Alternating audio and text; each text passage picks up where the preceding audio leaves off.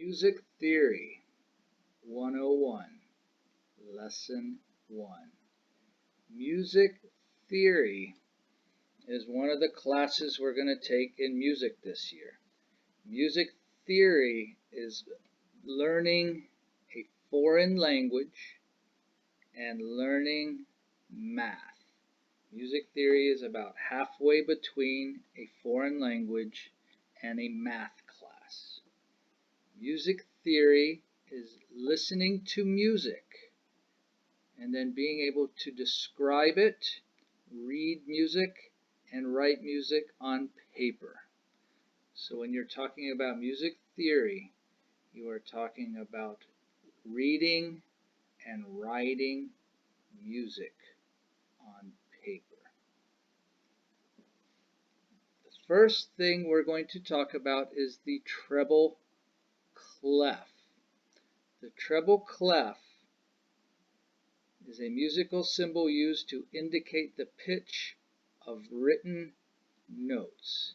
Do you see how the treble clef spirals around the second line? It spirals around the second to the bottom line. If there was a note on this line would be G, as in great.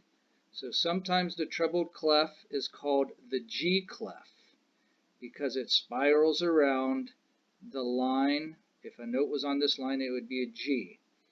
But 95% of the time, people call it the treble clef, and it is a musical symbol. The treble clef is a musical symbol used to indicate the pitch of written notes. The next symbol we need to look at is the staff. Okay?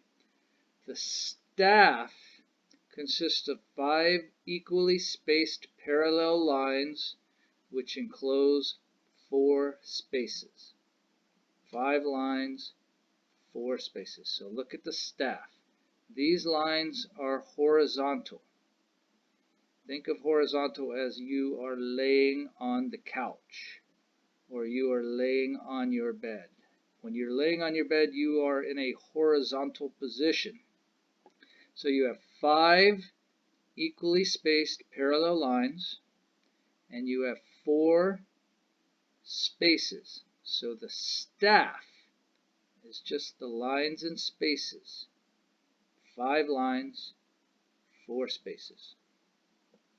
If you combine this symbol here, the treble clef, and you put the treble clef on a staff, you get this, a treble staff.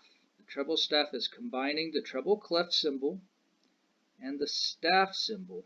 You combine them together and you have the treble staff. The treble clef placed on a staff is the treble staff.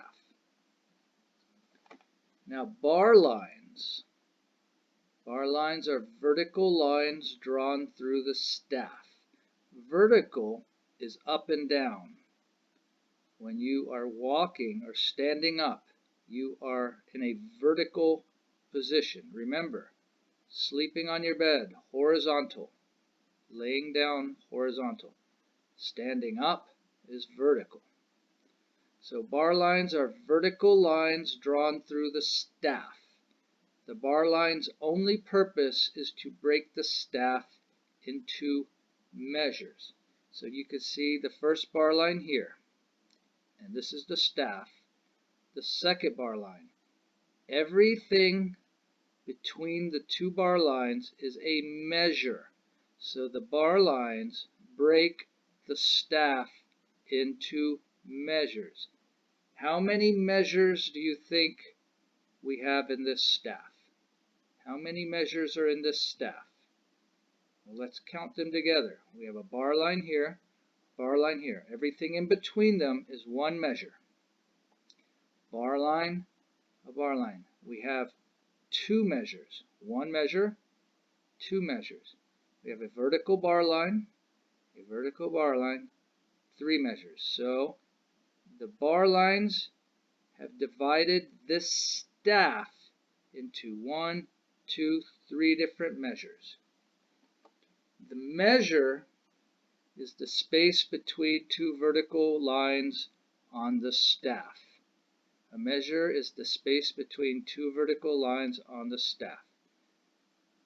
There's an implied bar line here because we have the clef, so it can act as a bar line. So we have one measure because there's a bar line here and an implied bar line here, one measure. A bar line here, a bar line here, two measures. A bar line here, a bar line here, three measures, bar line, a double bar line, four measures. This has been a review of Music Theory 101, Lesson 1.